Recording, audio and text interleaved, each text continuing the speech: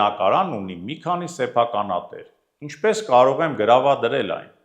Ողջույն, ես փաստաբան Տիգրան Գրիգորյանն եմ։ Եթե բնակարանը հանդիսանում է համատեղ սեփականություն, այսինքն օրինակ այն ձեռք է բերվել ամուսնությունից հետո համատեղ կյանքի ընթացքում,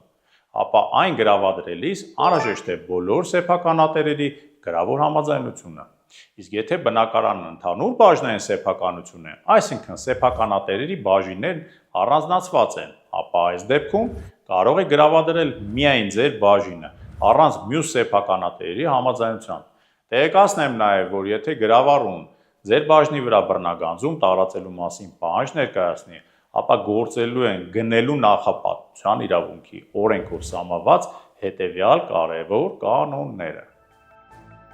Ընդհանուր սեփականության իրավունքում բաժինը երրորդ անձի վաճառելիս բաժնային սեփականության մնացած մասնակիցները վաճառքի գնով եւ այլ հավասար պայմաններով վաճառվող բաժինը գնելու նախապատվության իրավունք ունեն, բացառությամբ հրապարակային սակարկություններով վաճառքի դեպքին։ Բաժինը վաճառողը պարտավոր է իր բաժինը երրորդ անձի վաճառելու մտադրության մասին գրավոր տեղեկացնել բաժնային սեփականության մյուս մասնակիցներին, նշելով գինը եւ վաճառքի մյուս պայմանները։ Եթե բաժնային սեփականության մյուս մասնակիցները հրաժարվում են վաճառող բաժինը գնելուց կամ անշարժ գույքի սեփականության իրավունքում բաժինը ձեռք չեն բերում ծանուցումը ստանալու օրվանից 1 ամսվա, իսկ շարժական գույքի սեփականության իրավունքում 10 օրվա ընթացքում վաճառողն իրավունք ունի իր բաժինը վաճառել ցանկացած անձի։